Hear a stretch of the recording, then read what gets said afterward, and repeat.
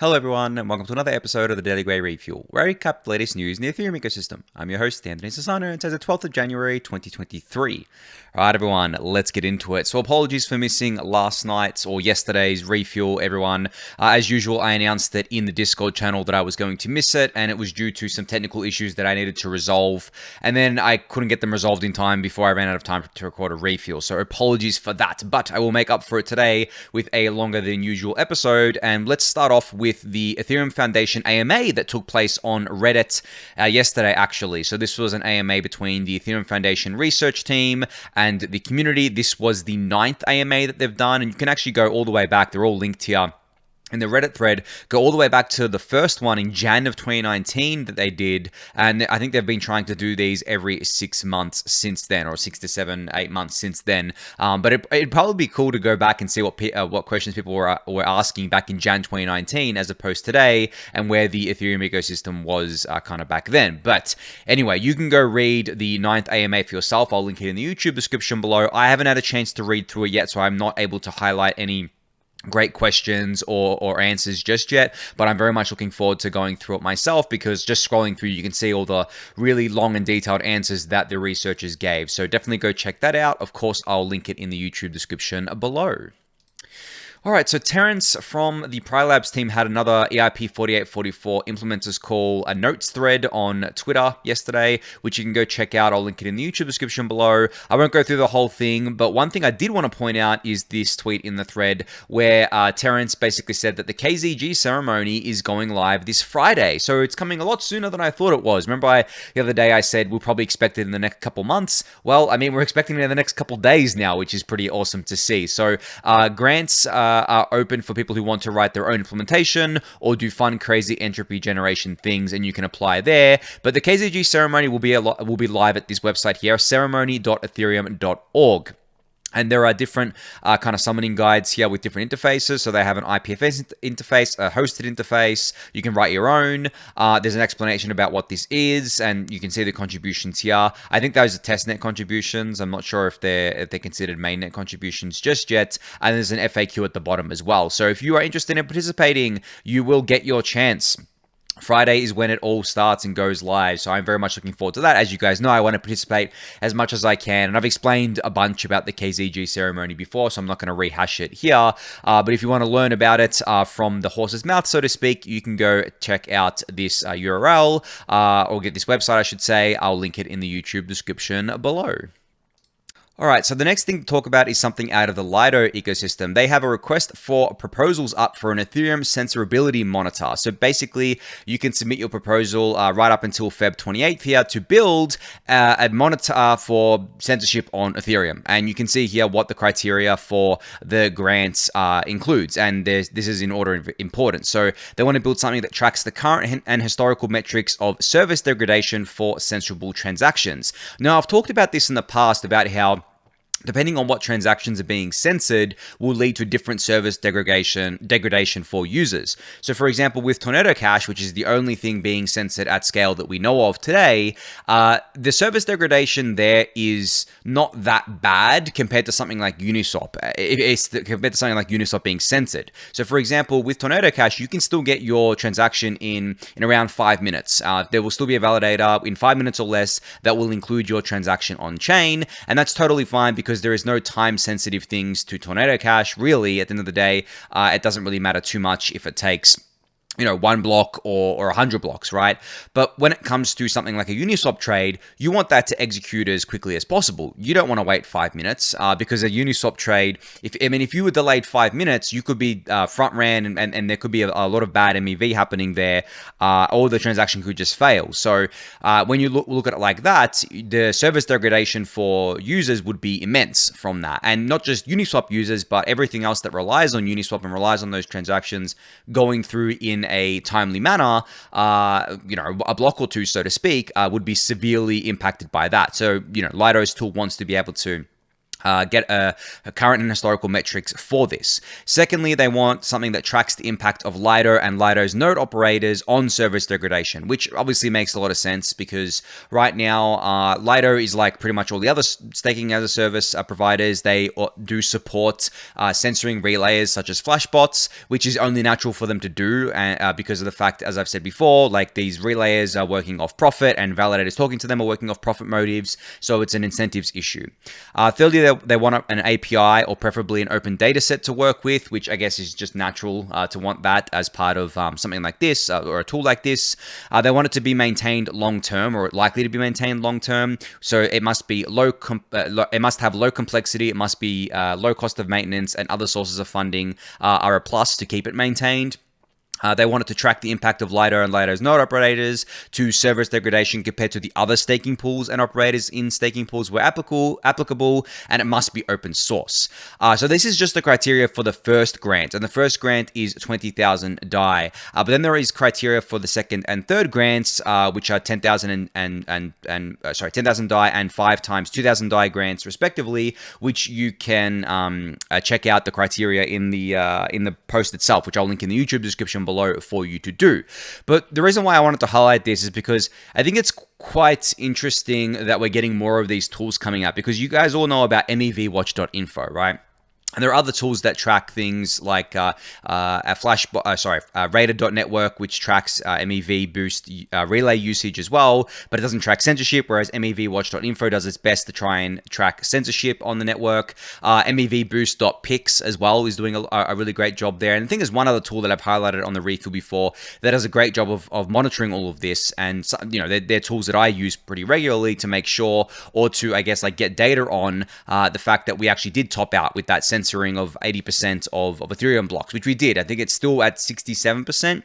Last time I checked, of all blocks having, going through censoring relayers, and it's always good to have these tools to monitor this sort of stuff, so we can actually know that the things that we're doing on the technical side are having an actual real-world impact. It's all well and good to say, hey, we did this thing; it should improve censorship resistance on Ethereum, but we need the supporting data to actually know that it's helping with censorship resistance on Ethereum. We can't just say it. So that's one thing that Lido, I think, wants to do as well. And one goal of theirs is to be able to track it over time, be able to see what technical improvements are doing and how they're improving things. So if this is something you're interested in, you can definitely submit a proposal for a grant here.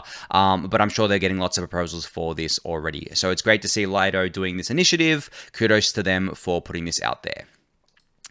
All right, so Erigon put out their roadmap into one picture for us to enjoy. So this looks very similar to Vitalik's just overall Ethereum roadmap in how it's laid out. And you can see here what it looks like for the Erigon execution layer client. And there is a lot here, actually. So, I mean, I won't read out the, full roadmap, but basically you can see that split up into Erigon, Erigon 2, Erigon 3, and Erigon 4, which is basically different versions of Erigon as time goes on. So Erigon 1 was called TurboGeth originally. It was, before it was called Erigon, it was called TurboGeth, and it was a fork of Geth, and they were trying to make it be able to sync faster. They were trying to, especially when it came to archive nodes, and they had a lot of success there. And then Erigon 2, which is where they are at today, and I think they're moving more and more away from being, I guess, like a Geth fork, or their code base is changing a lot because they're modifying a lot of things, and it looks less and less like Geth and more like its own clients. And then Erigon 3 and 4 are currently in development, but in parallel. So they're not out just yet, but they're being developed in parallel. What I find really cool about Erigon 2 is that they've actually been able to get an archive node down to a disk footprint of under 2 terabytes. Now, for those of you who don't know, a normal archive node is actually in the, I think, 15 terabyte range at this point. And an archive node is used, an archive node and a full node give you the same security guarantees, but an archive node is used for getting more data out of the Ethereum chain. So, for example, a full node will not give you the balance of an Ethereum address, or the ETH balance of an Ethereum address at a block in the past. So for example, if you wanted to know the balance of an Ethereum address at block number 1, you wouldn't be able to know that. You would only be able to know its current ETH balance. Now, obviously, Etherscan gives you that data, but Etherscan is using an archive node to extract that data. So if you wanted to do it yourself, you would need to run an archive node, because an archive node will give you technically what it gives you you is every state of the chain at every single block. And the state is obviously the balances in the account, such as ETH balances and token balances. So that's what an archive node gives you. And that's why the data storage space it takes up is a lot more. But Erigon has been able to actually get this disk footprint down a lot. Now, I don't know if that allows for the same kind of flexibility or the same kind of data that you can extract from a normal archive node, but I believe it does. I believe it just requires a little bit more processing power depending on which block you want to look up, right? So it's kind of, I guess, maybe it could be called like an optimistic lookup, where essentially you have it all available to you, but then you pick which block you want to go to, pick which address you want to look at, and then it will compute that for you. I'm not sure, right? I'm just speculating here, but it's still very impressive that they've been able to do that, and they've been able to get the sync time down to 65 hours. Now, in the past, an archive node could take up to a month to sync. It's a very long time, right? They've been able to get it down to around 65 hours, which is incredible. And I'm really looking forward to what they're going to be doing with Erigon 3 and 4 here, because their plans are laid out here on their roadmap diagram, which I'll, of course, link in the YouTube description below.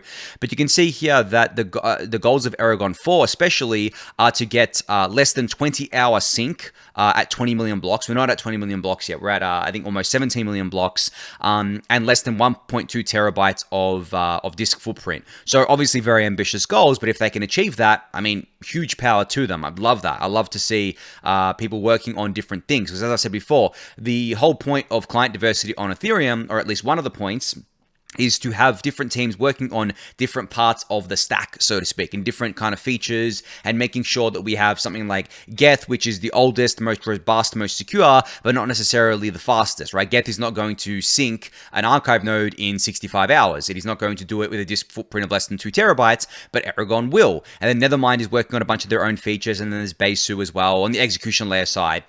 Right, and these things are being built in different ways, and that's another reason why client diversity, or a major reason why client diversity is so critically important. Now, you can go check out this roadmap for yourself. I'll link the tweet in the YouTube description below, but I think it's great to keep up to date with what Erigon and all the execution layer clients are doing, because they're all going off in their own different directions and interesting directions, which I love to see.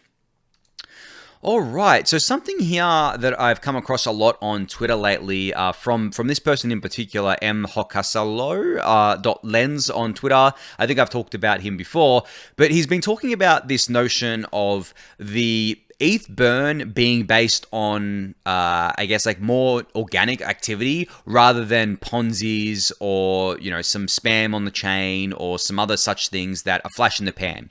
And he's talking about it in the terms of ETH being deflationary, so consistently deflationary. And the cool thing is that you can see the burn leaderboard here over the last 24 hours of when he took this screenshot.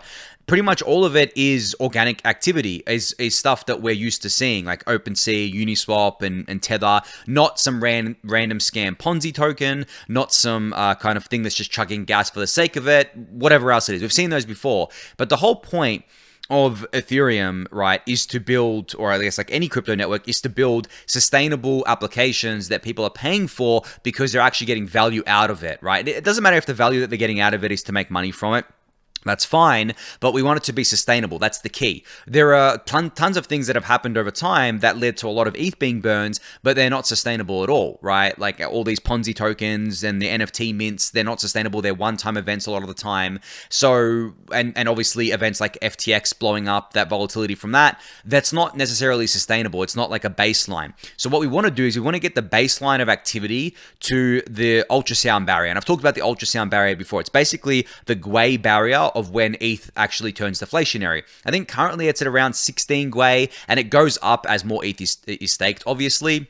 But right now it's 16 Gwei. So if we can have consistently the average gas price at layer 1 be 16 Gwei based on organic and sustainable demand from the apps that people know and use and love consistently over time, like maybe say 6 months or something, then we can safely say that we've moved past relying on these, I guess, Ponzi's and these flash in the pan things to make ETH deflationary. It means that ETH is deflationary based on its organic and sustainable demand, which of course is incredibly bullish. I already think that ETH being near deflationary since the merge is stupid bullish anyway, because I mean, on proof of work, including the burn, we would have issued 1.4 million ETH since the merge. It's been about 4 months since the merge. And then on proof of stake, we've issued with the burn around 2,000 ETH. So 1.4 million on proof of work to 2,000 ETH. And we've seen the effects of this play out in the ETH BTC ratio, as I've discussed before. And I think as demand keeps trickling back in, we will definitely see that play out in the ETH USD price as well. And obviously, we're seeing more ETH being staked over time too, because they want to capture more of those yields. Because gas prices going up on layer 1 doesn't just affect the deflationary ETH, but it also means potentially higher fees for people staking, right? Block proposers, the validators proposing blocks, and then potentially higher MEV opportunities as well for that extra profit there. And then more ETH kind of being locked up in staking, more ETH being staked leads to more ETH being taken off the market, which should, in theory, lead to a price increase, which leads to more activity on the chain, leads to more interest in the chain. It's like a flywheel effect, right? More ETH being burned, more yield going to stakers, more people wanting to stake ETH, and then we have all these other secondary things coming online like Eigenlayer, which is allowing you to restake. It really is a beautiful snowball and flywheel effect once it gets going. And I think for Ethereum, it has got going since DeFi summer in 2020, and it really hasn't subsided that much. Yes, we've had the craziness of the bull market, and yes, gas prices were at consistently 100 Gwei for a while, and then they came down and they went under 10. Now they're at around 15. But if we can sustain just the ultrasound barrier, I think that's great. I think that's enough. And obviously, the gas fees going up on layer 1 isn't good for users, but this is the beauty of Ethereum. The users of layer 1 are going to be layer 2s. So and the users of Ethereum block space, of cheap Ethereum block space, will be at layer 2, and all the users will sit there and get value out of it. So it's all happening at the same time. We have the ultrasound mechanism in place, and we have the merge done on layer 1 Ethereum, and then we have the explosion of layer 2s and all their relevant activity happening at the same time. So I really do think since, I guess, maybe the last 2 years especially, Ethereum has really been executing so well on all of its goals and everything that it's been trying to do, not just at the protocol layer, but also above that at layer 2s. And we have something really special for users to play around with now. You get to basically hold ETH if you want, stake ETH, get exposure to it, go on layer 2s, don't have to pay lots of money in fees, but the people who do and who are comfortable with paying those fees on layer 1 Ethereum still will, and that will lead to ETH being burned. It will probably lead to more ETH being staked, which should lead to ETH appreciating in price. So even the users don't get to use layer 1 because they're priced out of it, they still get exposure to that, I guess, like burn and that usage via holding ETH, and they can still stake that ETH and they can still use it on these layer 2s. It really is just a beautiful system. Every time I think about it and really work my mind through it, I think to myself, Ethereum is the only ecosystem that has this, even anything close to this. None of the other ecosystems have anything close to Ethereum in terms of sustainable demand, which is how this whole thing works. Without sustainable demand, everything else that's done breaks apart. It doesn't matter if the ETH supply was capped. It doesn't matter if we were, burning a lot more ETH than we are today. None of that would matter, right? What matters more than anything is demand. The supply side is obviously a big deal, but if demand is zero, right, and supply is negative, that doesn't really matter, because if there's no demand, then no one wants it, right? So demand trumps supply in most cases, I believe. And that's what's beautiful about Ethereum, is that it's still, even during the bear market, had consistent demand. And now with the prices just rising a little bit, we're not in a bull market or anything like that, but demand has started to trickle in again. Gas prices are starting to go up again, which is a really healthy way of seeing the sustainability of the demand. As I've discussed before, it's very hard to fake, it's very expensive to fake, on-chain activity via fee revenue, because it costs you money to do so, and you can't even do it in collusion with validators, because most of the ETH gets burned anyway, so most of the money gets burned anyway.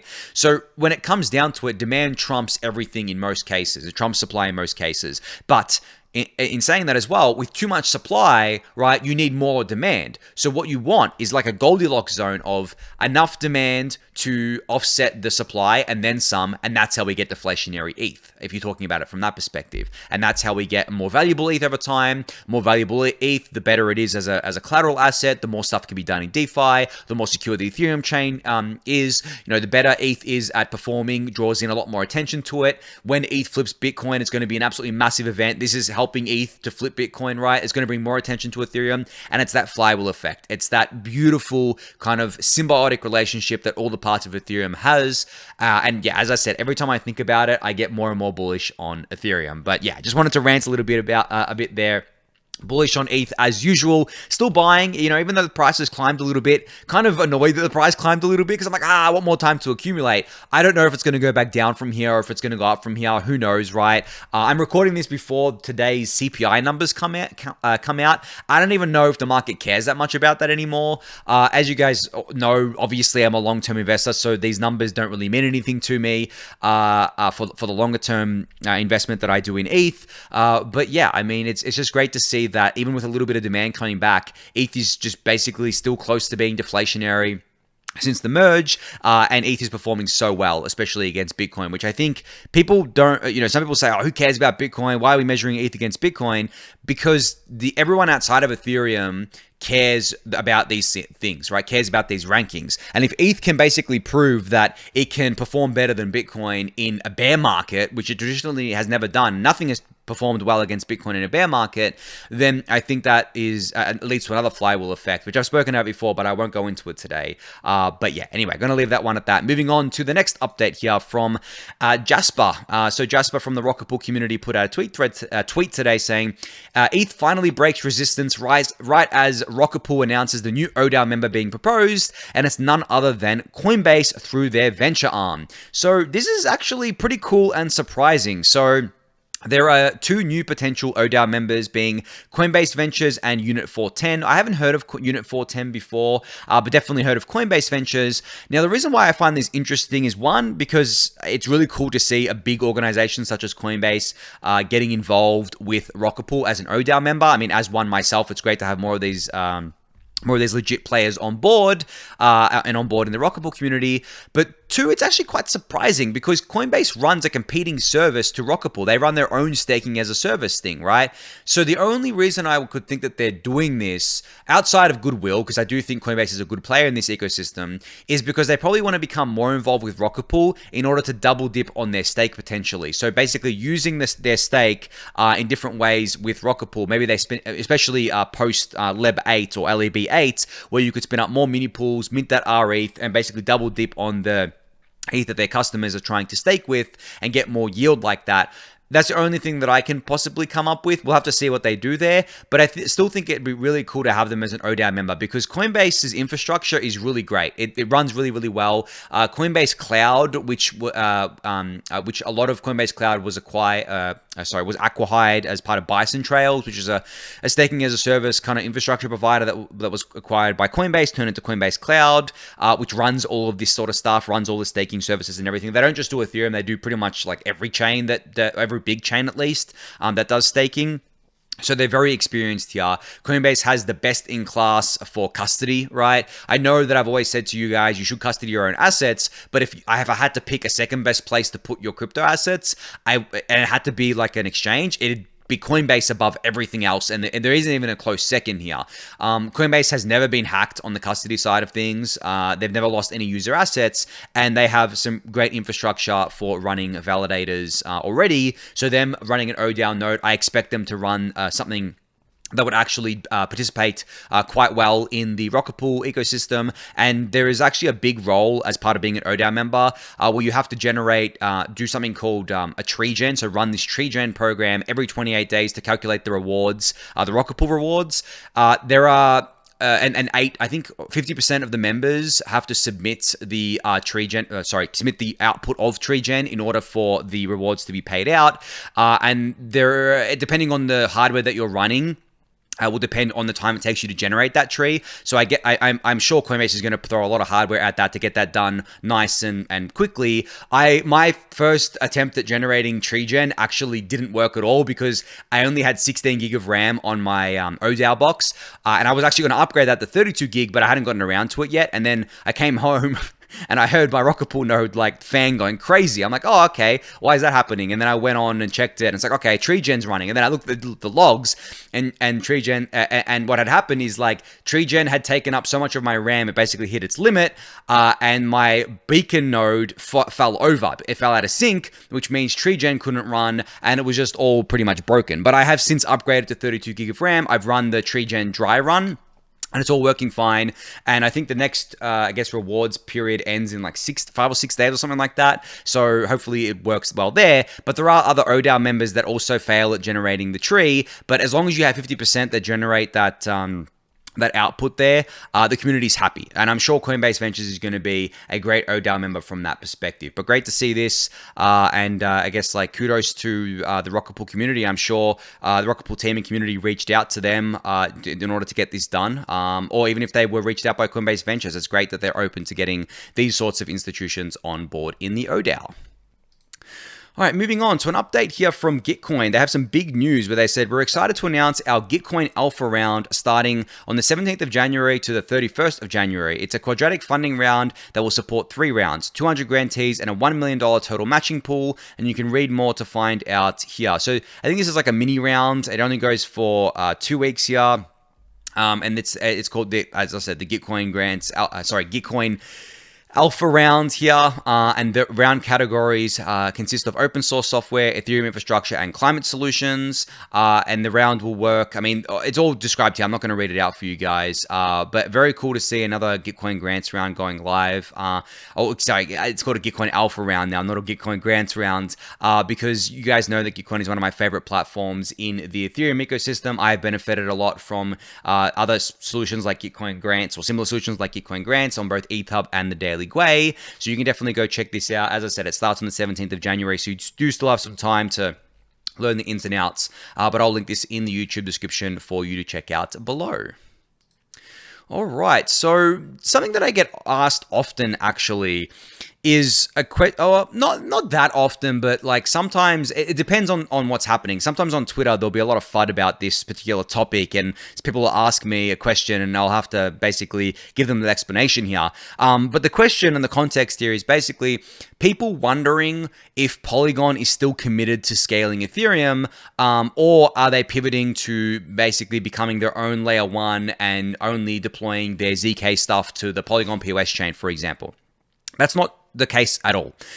Polygon is committed with everything they have to scaling Ethereum. They have spent over $500 million acquiring ZK teams to scale Ethereum. Their ZK EVM is going to be deployed to Ethereum. The Polygon POS chain is something that they really want to change into a ZK VM that is secured by Ethereum. The founders are ETH maxis. Like, I know that for a fact, right? Or at least some of them. I don't know all of them, but some of them, right? They love Ethereum. They've been trying to scale Ethereum for a long time now. I mean, originally as Matic Network and now as Polygon. And to defend themselves, don't just take it from me, but to defend themselves, the Polygon ZK account here put out a tweet thread where they said, Polygon ZK teams are taking a moment to reflect on our core mission, scaling Ethereum. Without Ethereum, there would be no Polygon. All of our ZK tech is being built by and for the Ethereum community. That's where we started and where we'll end up. And there's a thread here explaining some of that. I should disclose, I mean, you guys all know this by now, I think, but I should disclose that I'm an advisor to Polygon. But I've been an advisor before Polygon was cool, basically, right? I joined at the start of 2021, yeah, start of 2021 as an advisor, or late 2020, I should say. And I've been with them ever since, and I couldn't be more bullish on the Polygon ecosystem, more bullish on what they're building for Ethereum. And as I've said before, I've defended the Polygon POS chain, that even though it's not a layer 2 on Ethereum, it is still work to keep people in the Ethereum ecosystem, in the Ethereum family, on the EVM. Before these optimistic rollups came out, like Arbitrum and Optimism, Polygon POS was there as a relief valve for Ethereum layer 1. And I do think that it has prevented a lot of people from leaking out to these other layer 1 ecosystems, and staying within the EVM family and staying within the Ethereum family. And on top of that, Polygon's business development efforts have done wonders for the Ethereum ecosystem, I believe, as well. And I've said all this before, but I just, as I said, I do get asked rather often, I mean, I wouldn't say very often, but rather often, this question of, is Polygon still Ethereum aligned, basically? And yes, I can I put my full weight behind that. All my reputation, everything, I'll stake it on that, right? Like, I have no doubts about Polygon being fully aligned to Ethereum. They love Ethereum, even though they cop a lot of shit from the community, which I don't like. But at the same time, I don't like to get involved with that because obviously I'm an impartial person in this. I have a conflict of interest. But yeah, I can say that with all that I am, I'll stake my reputation on it, which I have since I joined as an advisor, that they are scaling Ethereum and that's all they want to do.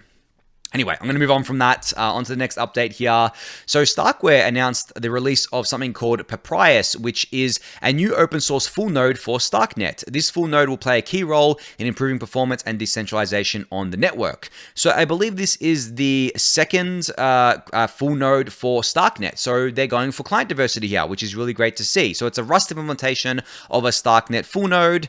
They're saying here it will provide foundations for the new Starknet sequencer, which will dramatically enhance Starknet's throughput. Papyrus will help advance performance and decentralization. Now that Starknet has achieved excellent usability, these are its major development priorities, and you can see them in this blog post here. So I'm guessing Papyrus will be something that end users will be able to run in order to participate in the Starknet ecosystem as a sequencer. If you want to maybe stake their Stark tokens when they eventually come out and then earn rewards for doing that, I'm sure that's going to be part of the process as well, but great to see this because I know that Optimism is also working on client diversity for their Optimism network. I'm sure Arbitrum is also working on it, and it's a theme that it's inherited from Ethereum. Ethereum is one of the only ecosystems, I believe, or the only ecosystem that has client diversity, at least to the extent that it has, where it has like 4 or 5 execution layer clients and I think 5 or 6 consensus layer clients. No other ecosystem comes close to that. I think there are some others that have 1 or 2 clients, but that are used at some kind of scale, but nothing as close to Ethereum has gotten it, and definitely not Bitcoin. I mean, Bitcoin Core, it really is the only client 99% of the network uses. So when it comes to client diversity, Ethereum is by and far the major leader. I mean, there's not really any close second here. But as I said, Layer 2 seem to be inheriting this culture of client diversity from Ethereum Layer 1, which is extremely positive. So great to see this from Starkware today. You can check out the blog post, which I'll link in the YouTube description below. All right, an announcement from POAP that came out yesterday. So they said, today we released a new website, which we hope becomes the go-to destination for all things POAP. And you can obviously check out the website at poap.xyz. Here it is. I love this website. Honestly, I love the art. I love the playfulness of it. I love the outline of it. It just really kind of, I mean, look at that. That animation's awesome, right? It really does feel like a website that includes you in what it's trying to do, which is what POAP is all about, right? It's about inclusivity. It's about getting people together. It's about rewarding people for doing certain activities, right? Whether that be attending conferences or participating in different events, or even something like GitPOAP that's built on POAP in order to issue POAPs for people that do work on GitHub and for different projects. I love it, right? And there's a menu bar at the top here where you can look at a bunch of different pages, which obviously you can check out for yourself. And then what is POAP right underneath it? How does POAP work? Links to the mobile apps and who uses POAP as well. I mean, it's a very nice landing page, very nice website overall. And I'm really happy to see them put this out there. I think it's seems to have taken inspiration from the Ethereum.org website, which is really great because I love the Ethereum.org website. But yeah, kudos to POAP for getting this new website out. I think it's great, and kudos to the people who worked on it. All right, so a new money market protocol that I have come across yesterday or the day before called Ajna Finance, or maybe the J is silent and it's called Ajna Finance. I don't know. You guys know my pronunciation of everything is terrible, but they released their white paper and they've said here, what is this protocol? Well, Ajna is a lending protocol with no governance, permissions, or external price feeds such as oracles. You can use it to borrow and lend against your entire portfolio, including NFTs. So it seems like they're going after, or at least they're competing with Euler Finance, which I've talked about before, and something like Nifty Apes or Astaria, which allows you to use NFTs as collateral. So I only come across this 2 days ago. I briefly looked at the white paper. It just seems like they're trying to do both of the things that other protocols have kind of split up. It remains to be seen how successful they are by doing that. There are good reasons to split these things up. But Euler has had a lot of great success with their model of of it kind of like kind of catering to the long tail of assets, for example, and basically being able to use other third-party things as oracles like Uniswap, for example, which I think they paused because of the fact that the MEV block reorg issues, but I'm not sure if they re-enabled that, but that's what this protocol seems to be able to be going after. And they're also trying to do it with no governance as well, which has kind of become a little bit of a popular theme over the last maybe 12 months, where it's become this theme of ungovernance, and it was pioneered, I believe, by Reflexa Finance, which is Rye, and Liquidity, which is a fork of Maker without the governance. But I should say it kind of like remains to be seen how successful that will be, because I don't think governance is bad. I think too much governance is bad. Too much governance leads to too much overhead, which leads to paralysis, which leads to the protocol not really getting anything done, people getting pissed off, too much bureaucracy, the protocol not growing. But I believe not enough governance leads to the protocol ossifying, like Bitcoin, for example. So there is a Goldilocks zone here, and I've used this term a lot. What Goldilocks zone basically means, the zone that you want to be in, like the perfect balanced zone that you want to be in. I think Ethereum is actually in that zone, at least right now, where it doesn't have lots of governance. There's no on-chain governance. It's not like we're deciding on every parameter change or anything like that. It's not like we're deciding on every little thing, but it has a governance process, the AIP process, and it has a social layer which is very strong and enforces that, and it has obviously a network which is very strong and enforces that as well. And it's kind of like more of a soft governance rather than hard on-chain governance. And I think Ethereum sits really well in that zone. But no governance at all, I don't think that that's going to work to grow a protocol over the long term. I really do think that a lot of protocols shoot themselves in the foot by going after a no governance approach, but maybe I'll be proven wrong. Maybe it will be able to be done. I mean, there are certain protocols that can work really well with no governance, such as Uniswap. But then the funny thing is, as soon as Uniswap introduced governance, it turned into a little bit of a shit show, right? There was drama.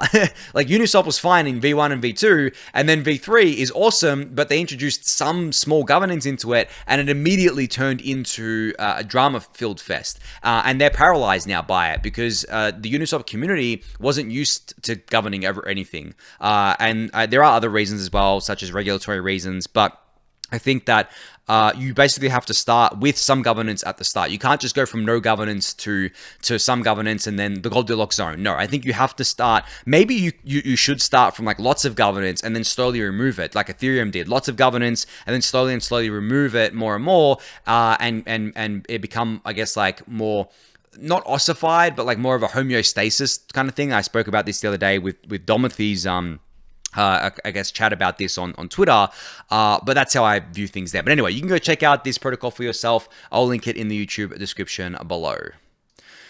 All right, I'm running out of time here, but there's one or two more things I need to get through. One thing here from Sebastian, who works at Maker. He put out a little tweet thread here where he said, the weekly active sellers on Coinbase Commerce remains low but steadily increasing. This is economic activity using the blockchain, i.e. organic usage. Now, for those of you who don't know, Coinbase Commerce is a point of sale system that different kind of, I guess, e-commerce businesses or even bricks and mortar businesses can integrate into their business to accept crypto, and that crypto is automatically converted into their local fiat currency.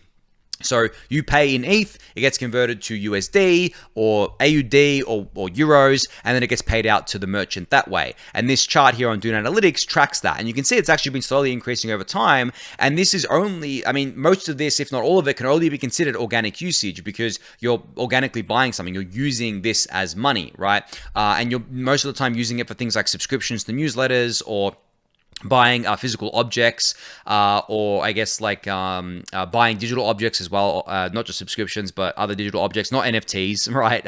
Different things, because this is the reason why Coinbase Commerce is set up like this is because you need a way to bridge, obviously, the traditional finance system and the modern system, and also people want dollars. If they want for their business, they want a stable currency. They don't want to hold ETH or BTC or some other thing that's obviously way more volatile than something like a US dollar. And then Sebastian continues his Twitter thread with more dashboards, which I'll link in the YouTube description below. I don't want to go through them because I'm already way over time here. But yeah, I'll link this in the YouTube description for you to go check out.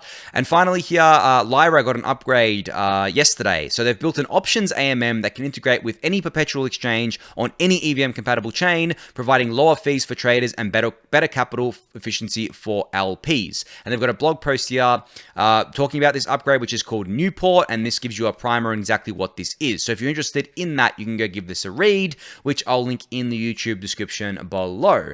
But yeah, that's going to be it for today's extra long episode. Thank you everyone for listening and watching. Be sure to subscribe to the channel if you haven't yet. Give the video a thumbs up, subscribe to the newsletter, join the Discord channel, and I'll catch you all tomorrow. Thanks everyone.